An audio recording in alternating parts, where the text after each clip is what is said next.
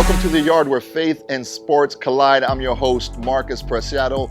Thank you so much for joining us. And today we have an awesome guest and a great friend, Laurie Byrd. Laurie, thanks for joining us. Thanks for having me. So Laurie, you guys, is awesome. She is a former pro basketball player, a former WNBA coach, and a current college coach as well. So we're gonna get here, have some fun, play a little game, Laurie, right? Talk a little sports, and of course, Jefferson, our lovely and talented co-host. Jefferson, how are you doing? Hey, Marcus, I'm doing great, man. Great to be back in the yard. Yes, it's good. We're You having got a little fun today. Angels jersey on today? Got my Angels. We're representing. I got Murderers Row, man, and Mike Trout has a new baby, and it's celebrating with a home run every day. Hey, It's a Mike good Trout. time. Mike Trout's out of control lately, huh? Yeah, He's killing it. always having so much fun, and we're having fun watching. Laurie, thank you so much for joining us today. Oh, thank you. Hey, we're going to be playing this game here. I'm not even sure what it's called. Jefferson just finds these obscure games at Walmart that are on Thank you, sale. Jefferson. Shuffle toss. Shuffle toss. Today's We have a shuffle low toss. budget, Okay. and so we have shuffle toss. And so we're going to play a couple games of 21. And here's how it goes. If it lands on one, you get 1 point, 2 points, 3 points. If it lands in the pit of doom, you get 3 points subtracted. So you don't want to be too aggressive. And during it, we're just going to talk a little sports, talk about life, and just have some fun, Laurie. Okay. I'll let you go first as a host. Go ahead and go first. And but let's introduce kind of who you are to the yard. And you have an amazing background, which we'll get into, but you also come from a ridiculously amazing family that grew up in Flint, Michigan. Why don't you tell us just a little bit about, before we get into your career, a little bit about your family and what you guys have done and accomplished in the sports world? Well, my dad was a prize fighter back in the day, and my mom, both of them ended up being pro and amateur coaches. It's 8 of us. I played basketball, my sister, and I went to college. My sister, Tracy, played basketball, and she also boxed. All 5 of my brothers fought at the amateur and pro level. Chris Byrd, my baby brother, 2-time heavyweight champion of the world, and Tracy, my sister, ended up boxing also at age 35 because my parents weren't going to let her box. But once she knocked out the girl in her first fight, they were like, "Oh, okay, I think you're gonna be pretty good." So she has 3 belts in 3 different weight classes too. So I got 2. A sister younger than me, just a year younger. She runs marathons. So all of us are very athletically inclined. That's amazing. Yeah. Jefferson, you know you come from a bad family when you're going through it, and she just casually goes, "And my brother Chris, 2-time heavyweight champion of the world. Oh yeah," and then like just casually goes by that. That's a Yeah, my brother, he worked at a pizza joint, and your brother knocked out Klitschko. my brother's sports claim to fame is that he was second string quarterback on varsity and first string punter. So, it's kind of the same thing. Yeah. It's heavyweight champ of the world, Just like that. second string quarterback, first string punter. I know how it feels. All right, well, go ahead and toss that bag, Laurie, and we'll just start chatting. Let's see what you got there. Oh, look at you could just right off the bat like that. Just they're not even going to work your way up. Huh? All right. You want to throw all my bags, or we going No, out? one on one. All right. You take your score, I'll take mine. Oh gosh, man. Really, Laurie? Just right off the bat? You didn't even stretch. We're going to have to play beyond 21, like 42. Oh my gosh, here we go. Oh, that wasn't even close. Okay. Oh, are you really? Come on. Shooter's got to shoot. Shooter's gonna shoot. Shooter's gonna shoot. Talk to us about growing up in Flint from a big family, Laurie. How was that growing up? Man, it was so much fun. We were all competitive at a certain level, and no matter what we got in, from football, we all played football together. My mom would never let us go anywhere, so luckily we had a big backyard. And so we played football, any kind of games you think about it, we were competitive in. We played basketball together. I even put up a little hoop in our basement. We had back in the day, we could have a little hanger, a wire hanger. I Yeah, hooked it yeah, like a up, clothes and hanger? we played. Yeah, We played. yeah. Found a little string, put a little net, made a little net, and we would 2-on-2, 1-on-1 in our basement, and we just found games to play. Whether it was marbles, whether it was jacks, we were competitive at it. So, we were all come from a very loving family. I'm telling you, our parents' upbringing was so good. Even though we were poor and stuff, they still found the time to, love on us. They always had meals at the table. So it was just fun. And we're still close. Yeah. So, And you mentioned growing up poor. We grew up, I wouldn't say poor, but kind of poor. Like I never had a football. I never had my own bat. Vacations were, going to the community pool.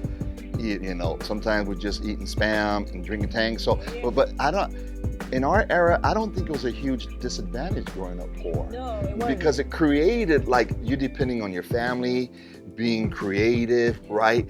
Hanging out in your community and having fun. And I see some of the kids nowadays that maybe have everything on paper, but don't know what it is to fabricate a basketball hoop from a wire, right? To challenge their brother, their sister to playing games, to going out in the street, right? During playing marble season, or going on a bike and running home when the lights come out, because that's all you had. That was a great era. Every kid in the neighborhood too. You get to know everyone in your neighborhood. I think kids nowadays don't know it. They might know someone next door or somewhere else, but we got to know every kid in our neighborhood, and even on the block over. So we knew, our parents knew too, that who we were around. Other parents knew too. If we got in trouble, they were able to, discipline us too. So it was a good atmosphere all the way around. Even though we didn't have much, but we were blessed with just what we had. And that was back in the day where, talking about discipline, if you acted a fool, your friends' parents would discipline you. And then when you got home, you got disciplined because they had to discipline you. You embarrassed them. So, and you knew you were wrong. So, we grew up learning a lot of that. Well, speaking of embarrassing, you're embarrassing me right now. But let's count them up. You've got 3 times 3 and 2, so you can add those up. And I've got 3 plus 3 plus 2, so I got 6 and 8. How many do you have? 11. All right, 11 to 8. We'll go to 21 this round and see if we have time for another game. All right, so you grew up in a young family. Oh, thank you. And everybody's athletic. A lot of boxers. You start playing basketball, and talk to us about how you went from playing basketball to having an opportunity to get your education paid for. Yeah, growing up young, I was always hung out with my brothers, especially my oldest brother. At first, they wouldn't let me play. Thought I was too young and it was for boys, and so I hated the game actually. And then I got a little older in middle school, 7th, 8th grade, and they started a girls team. And so my brother said, come play with us, because he saw I was pretty decent. And so he taught me how to play, taught me how to actually shoot, because he was a great shooter in high school. And I went from there. I was a pretty good player in high school. Come my junior year, some college coaches started to call, and I went one visit actually. Went to my first visit with East Michigan University. I loved the atmosphere when I walked on campus, loved the coaches, staff, just everything about it. It felt right for me. And just before we were going home, I told my mom, I'm going to go there. I don't want to go anywhere else. And she was like, are you sure? We can go other places. You can go. I said, no, I want to go there. So you had options of other schools and options of other sports, but obviously you did great there. Jefferson, you dug up some history on Laurie, right, of her time there at Eastern Michigan. What'd you find out? Yeah, well, first of all, congratulations. You're the only woman to have your number up in the rafters at EMU. That's awesome. But what really piqued my interest is a picture from back in the day. You were, if I'm not mistaken, you're doing a camp. Yeah. And you were with a Laker great. We'll say that, because he was also a Detroit Piston, but we don't like to talk about them. You were Laker great. John Sally's in the picture. Tell me the story behind that picture. That was pretty awesome. Yeah, so I worked at camp. It was very fun. He's a funny guy. You guys, a very funny guy, and an awesome person. So we were talking about one of my sister-in-law, actually Tracy, she was there and said, you know, she played hoops, she whatever. She said, oh, no girl, I can't play against a girl. And we played one-on-one. I ended up beating them. And we became You really beat good Sally. friends out of that. Yeah. I love John So Sally. I love me so. Oh, he is Yeah. one of the most funniest guys you can ever meet. He's so much fun to be around. He is funny. Yeah. Okay, so 8 to 11. I'll go first since I'm losing here. Okay. Come on, baby. Look at you. Right. Stop. There you go. Ooh. Look at you push me in there. I'm focusing now. You're on Laurie. top. Oh, Oh, okay. what's You that didn't count? lose. You didn't lose points. Yes. If it went in If the it pit of go in the doom, pit? you leap the pit of doom. You That's jumped amazing. over the pit. That is good. Good job. That is good. Oh, Look at okay, you. okay. Okay, so let's add these up. I'll take my time. I got 6, and then 4. I got 10, and I had 8. I have 18 now. What do you got? 7. We tied up. Oh, okay, tied up. Oh, all right. So let's just see. We're going to 21, but let's see. It's pretty good. Look at you. We'll see who has the most after this round. Okay. All right. you're like, I always switch the rules so maybe I can win. Well, I was gonna say, Laurie, you gotta realize, my man changes the scoring every time to work in his favor. It's a miracle. Listen. We got the same right now. I'm So in that his way. house, so, you know, house rules. I went first last time. You go first this time. Okay. So we're gonna wipe the clean slate. Whoever scores Okay, more look at this that, look at round. that. Oh. Okay. Oh. Oh. Look at that. Okay, Look okay. at that. Oh no, that doesn't. Oh, that does feel good. Laurie, I think I got you. I think I got you. Let's go. Oh! Okay, hold on. I got one more. You got one. I got this one. Oh! So if I get a 3, we got to go into Yeah. the double jeopardy. Oh, you can hit your black end. Look at that. Come on. Yes! All right, so Well, we're we tied. tied. We're tied. Okay. All right. Okay, here we go. Here Oh, we that's go. nice. Look Okay. at that. Let's go. Juices are Uh-oh. flowing. Okay, I'll go for this Okay. time. Okay. Same thing. Okay. We're here tied. we go. Whoever gets the most after this round. That's what I'm talking about. That's what I'm minus talking 3. about right there, Laurie. There we go. That's what I'm talking about. Get in there. Get in there. Oh. Get in there. I'm letting them win. Yes. You already won anyway. Yes. Take that, John Sally. All right. All right. Dang it. All right. I got that one. Okay, you got that one. Too Okay. much muscles. Too much. All right, so take us from college, which you dominate, amazing. That's crazy. You got your number retired, right? Then you get a chance to play pro, and as we were talking, WNBA doesn't exist at this time, Nope. but there's some opportunities, a little bit local, but more overseas. Talk to us about the opportunities sports opened up for you. So, right out of college, it wasn't nothing at first, and then the WBA came, and I was waiting around in June. WBA came it was a professional league, so I had an opportunity to go try out for the Chicago team, the Chicago Spirit. Tried out, ended up making the team. It opened doors. That's where it opened doors for me. I led the league in scoring, and it led me the opportunity. I got an agent, and I was able to go overseas, and that started my overseas career. And talk to us about overseas. How was that? From man. going from Flint and Detroit and Michigan, which is great, to now experiencing overseas. How was that? I would have never thought in many years that a sport could take me. So I had the opportunity to go to Switzerland, and that's a story within itself. I get there, and my agent, out of everything, told them I was 6'2".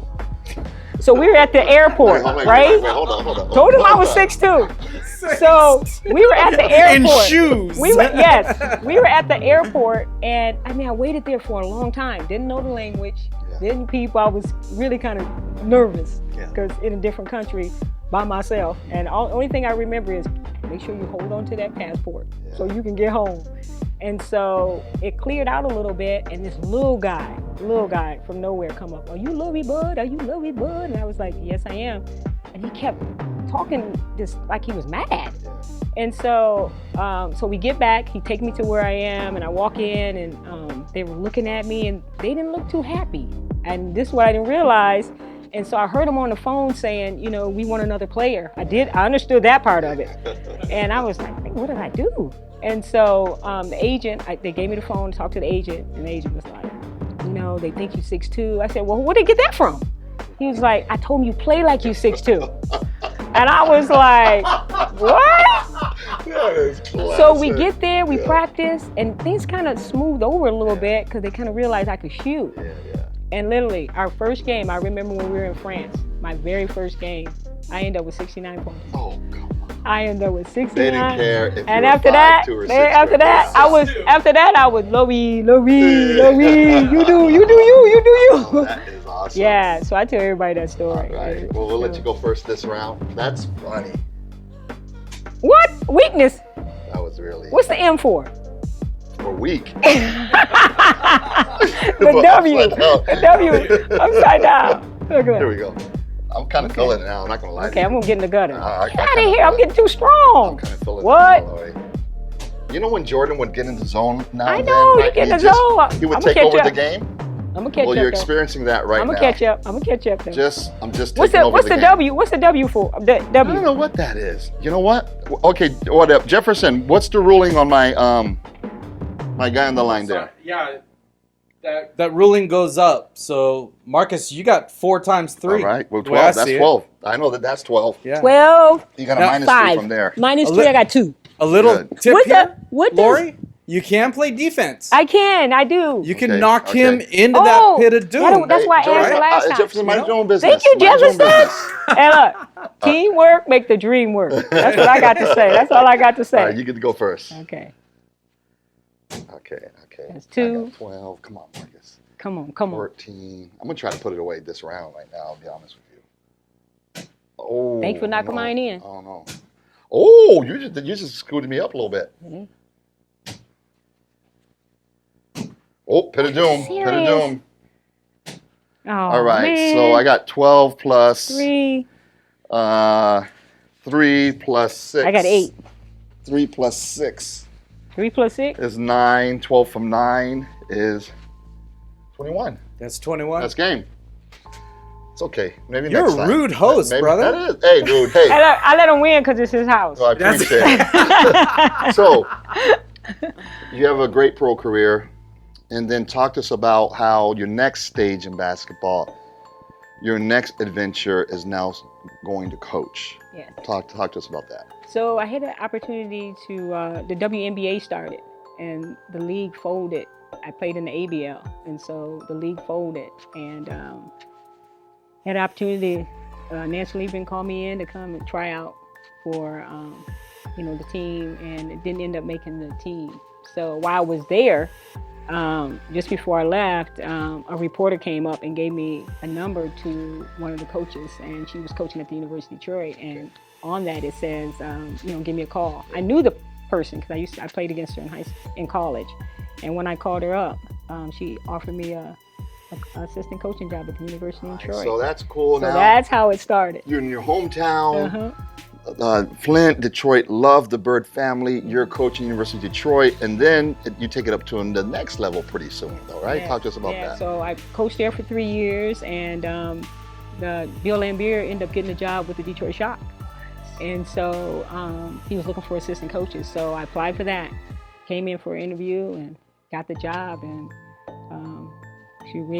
great guy, and we ended up winning a championship our first year. So how did it feel now? Now you're dealing with Bill Lambier, a professional women's basketball coach, leading them to championships. How did you feel? How did you reflect upon all that as all these amazing things were happening? It was a great experience. I mean, I thank Bill for giving me that opportunity. Just being able to work with him, a guy that with the bad boys, and I'm like, and Rick Mahorn too as well. Yeah. Coming in and as assistant coach. So it was just a great experience. The players from the experience going and playing against different teams with outstanding athletes on it. And then for them going the year before worst to first was, we had almost sold out. 22,000 people came and watched the final game. We played against LA. Wow. It was a great series, and we ended up winning on our home court. And just, I mean, the chills and just the excitement of winning a championship, especially in your hometown, was That level, great the at highest that level. highest level, something that no one can ever take from you. That is great. So it was fun. Jefferson, for our viewers that maybe don't know who Bill Laimbeer is and that Rick Mahorn, reset it for them. Share with them who these guys are, the big scope of things. Right. So I'm a Laker fan who grew up in the 80s. So my heart is with Magic and Kareem, Cooper, Rambis. Those are my boys. And so those bad boys from Detroit that did nothing bring thuggery to the court and would just beat up my Lakers day in, day out. And yeah, they had their way with Jordan too, but they weren't basketball. It was like WWE, right? Out on a basketball court. That's my opinion of those Detroit bad boys. So you can tell he's a little bit bitter. Just a little bit. For those of you I guys like Magic. watching, Bill Laimbeer and his team, they were an iconic team of the 80s that won back-to-back championships. They had this brand as the Bad Boys, and in our era growing up, you know, it was the Lake Show, it was Bulls through Jordan coming up, but all of them had to go through the Celtics as well, but had to go through the Bad Boys. And the leader, kind of the face of the baddest of those boys, just kind of in bad attitude, right, and perception, was Bill Laimbeer. And so cool, Laurie, you get to work with that guy. He was a great guy. I mean, he really was. I mean, I always look at sports, when you in those four squares, you're going to be who you are. Yeah. And that's what, you know, they portrayed. And that's how they won. Yeah, and that was their image. But outside of that, he's a different person. And I think the WNBA is so lucky to have him as a coach. That's and awesome. embracing women's sports Yeah. At the highest level. So you eventually transitioned to San Diego. Share with us what brought you to San Diego, and then some of your coaching adventures here in San Diego. Well, I followed my brother Chris, and my nephew Justin, his son, started playing a little bit. So He I went said, to you know play in what? college as well. Yep, he did. He Yeah. wanted to play in college. And I said, you know what? Let me come, because it was perfect timing, because our WNBA was in the summer. And he played, you know, during the winter part. So I was able to watch him play. And then I thought to myself, oh, you know, so I retired. I said, you know what? I got a little tired from the travel and all that. And let me just take a break. So I took a break. And a year after that, when Justin was, I think he was a sophomore, going to his sophomore year, Santa Fe, that's when Santa Fe Christian asked me to, if I wanted to come in and coach. At first I was, you know, no, let me take another year off. Yeah. And I did, and then the opportunity came back around again. Yeah. So I said, you know what? You know, let me go. The pros was of the cons of the pros was I could be able to see my nephew play, because we played before them and the boys. Yeah. So I said, well, since I'm going to be here, let me coach. So that led to that. I was there for 7 years, and then I had an opportunity to put in my application. They had an opening at Mira Costa College, and put in my application, came in for an interview, ended up with that job. Yeah. So And what happened when you started coaching Mira Costa College? so at the beginning, the girls were, because they had to get used to me a little bit. And once they did, I think we went to a tournament in LA, a big tournament, and we played like, they're always like one of the top teams, Ventura. Yeah, Ventura. Yeah, they're always like one of the top teams in the state, if not the region. And we played well against them. We ended up going to the finals and playing well against them. I think we only moved about 7 or 8, but that's when the girls started to believe in not just themselves, but in me. And from there, we never really looked back. And once we got into the league, you know, them being prepared and being together, I think the key was them being a net. They would bond so well and believing in me and our staff. We ended up winning the league. We ended up going undefeated, beating Palomar twice, not just once, twice. I guess they're one of our top rivals, and they're one of the top teams, like not just in the region, So but you in the led state. them to a championship as well. Yeah. Yeah, Ventura has great Yes. sports programs. Matter of fact, Great coach. I too. love watching Last Chance U on Netflix. I don't know if you've ever seen it. No, I haven't. Jefferson, I don't know if you've ever seen it. Oh, Last yeah. Chance U is Yeah. they cover these junior colleges around the nation. The transfers and like D1 level They get a lot of athletes D1s in there. that get in there for some reason, be it tough road, academics, bad decisions, and it's kind of just a portal to get them back to D1 programs. But this year it opens up the show. It opens up with it's a coach in Oakland who lost on the last play the year before, or won on the last play the year before against Ventura. So that program is great. I was sharing with Jefferson earlier that when, I don't know, it was maybe 5-6 years ago, and I was hanging out with your brother Chris, and we all went to go play basketball, and I knew that he talked to me about you and bragged about you, and of course I believe him, but I'd never seen it. I thought he told me you were 6'2". And I was mad when I met you. I'm like, wait a minute, you need another sister. This is not acceptable. And then Jefferson, we get there, and she wasn't the first pick as people were picking teams, and I'm sure she's been in this position before. She's like, whatever, they're in the corner, and then she finally gets on the team, man. And I'll tell you what, she embarrassed everybody out there. Probably the best shooter that I've seen, and just clowned everybody. That was awesome, Laurie. That was awesome. And that ain't the first time that's happened, huh, Laurie? Tell our audience this story, because we were talking about it earlier. Tell the story about the girl over there. I love that story. Well, like I said, my brother taught me how to play. So my brother and a cousin of ours would go from park to park. And they would have me go over to the other basket, and they would come over to where all the guys were and said, do you guys want to play? And they go, yeah, let's pick teams. And they go, okay, me and my cousin, and they said, and that girl over there. So, we won so much money by winning from park to park. Some random girl, that girl over there.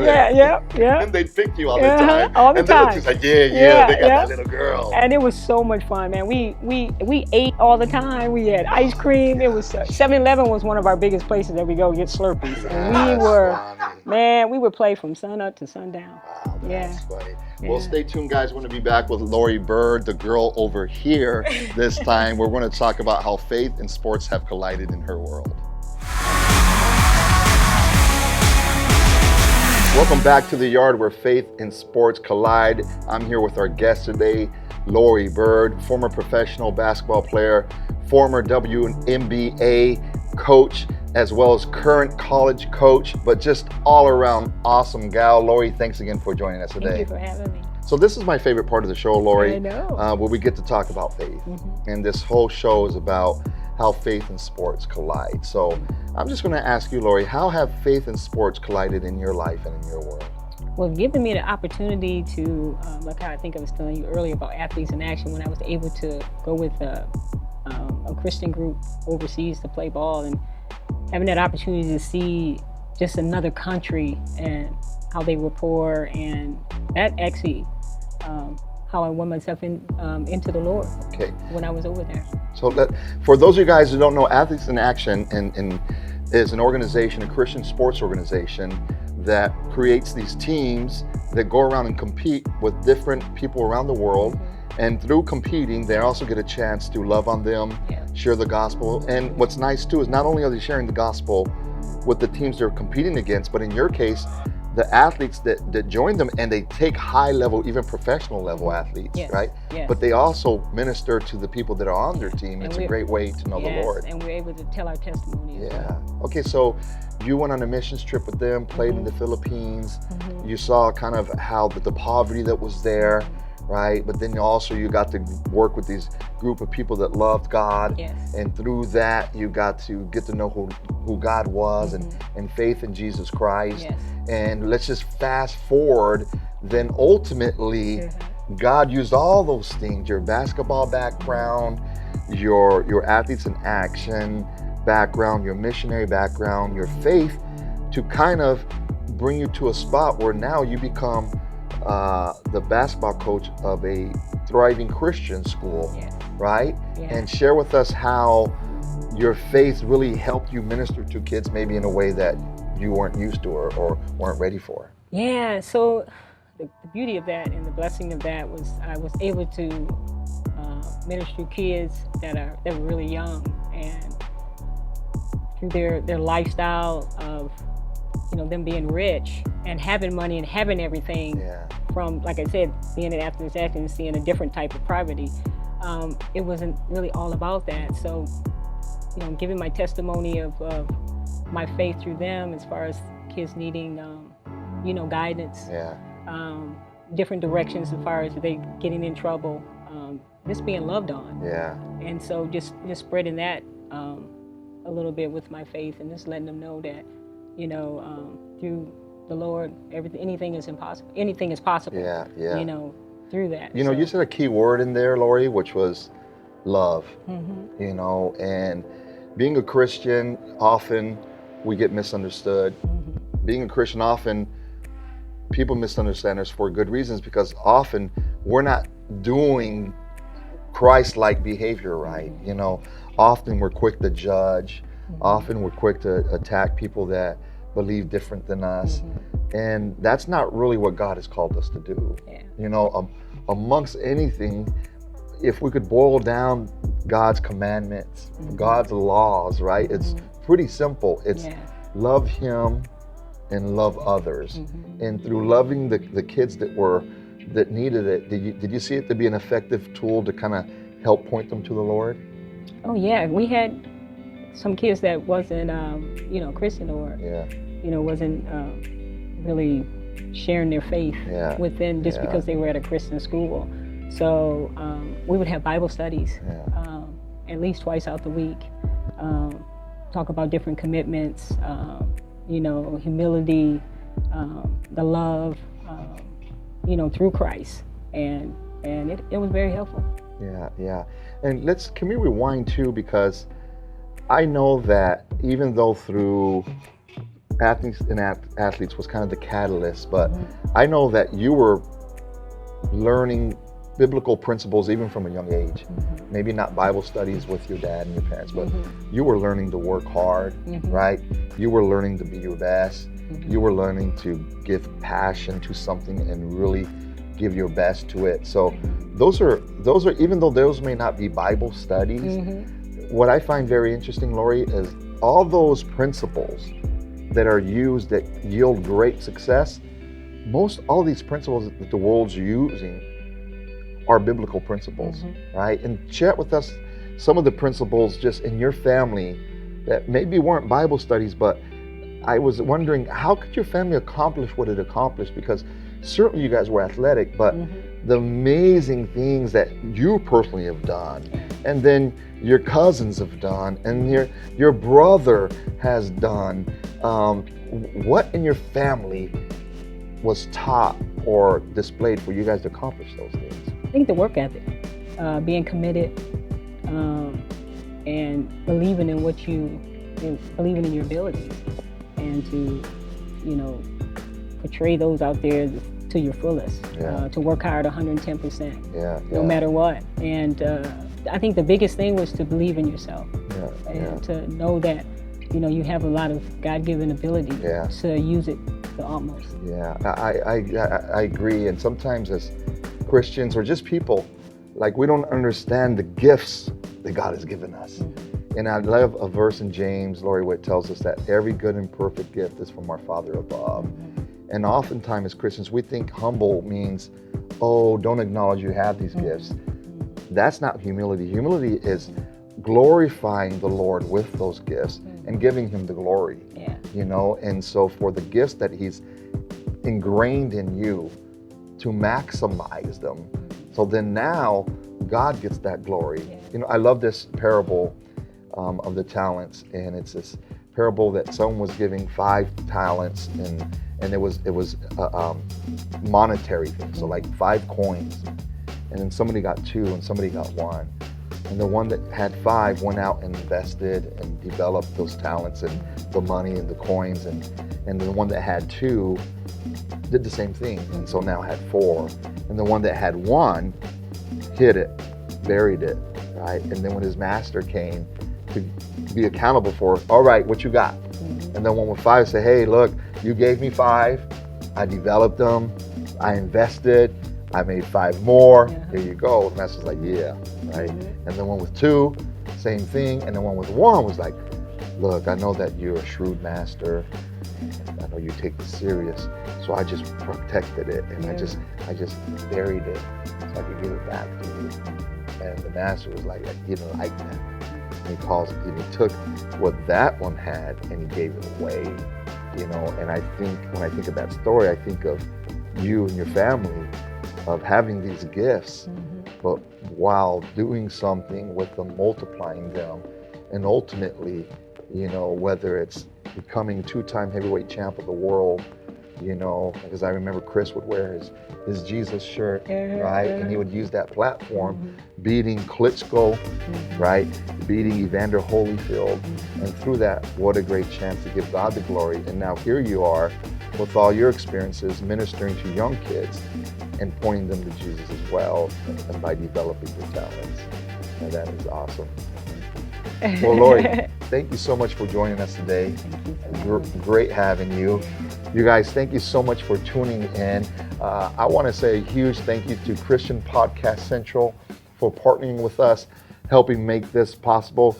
Check out their website and you get a great list of content. Also, our YouTube channel is full of every episode, behind the scenes, some fun stuff as well. So we'd love for you to subscribe and follow us on YouTube. Tell your friends. Join us next week, you guys, for a great show here in the yard. God bless you, and we'll see you soon.